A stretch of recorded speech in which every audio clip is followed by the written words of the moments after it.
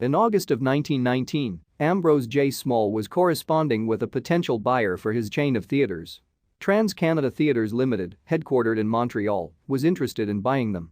In a letter dated September 5, 1919, Small mentioned to the recipient, George F. Driscoll of Montreal, that the principal consideration for retiring from present activities was to be relieved of all responsibility. Small wanted the transaction to take place as fast as possible and had cited December 1 as his desired deadline. The buyer suggested December 15, but in the end, the transaction was finalized on December 2.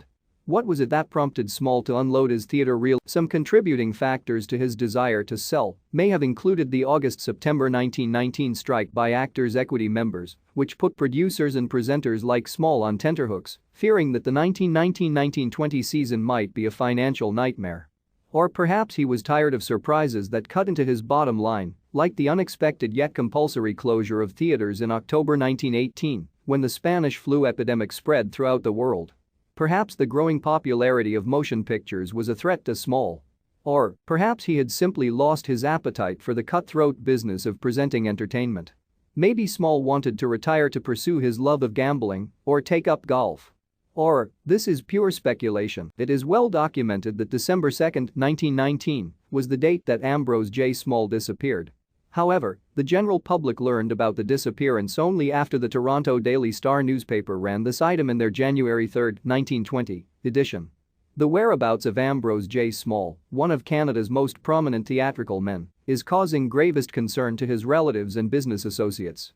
Mr. Small was last seen in Toronto on December 2, 1919, after he had closed the sale of his vast theatrical holdings to the Trans-Canada Theatres Limited and had received a very large check as initial payment. The Star interviewed Mr. E.W.M. Flock of London, Mr. Small's attorney, by long-distance telephone this morning, who said, "I left Mr. Small in his office about 5:30 p.m. on Tuesday, December 2, and further than that I know nothing about him.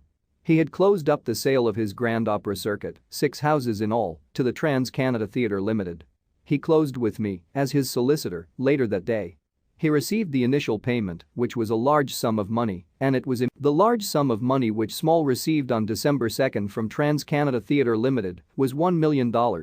Furthermore, if Ambrose J. Small had not disappeared so inconveniently on December 2, the condition of sale also included $750,000 to be paid in equal, consecutive annual payments of $37,500 each, without interest, for 20 years. If Ambrose J. Small did stage his own, very successful disappearing act, he walked away from the $750,000 and he took none of the $1 million, which stayed safely in the bank. And what of Mrs. Teresa Small? It was not she who alerted the police, the press or the public to the fact that her husband was missing. When interviewed, she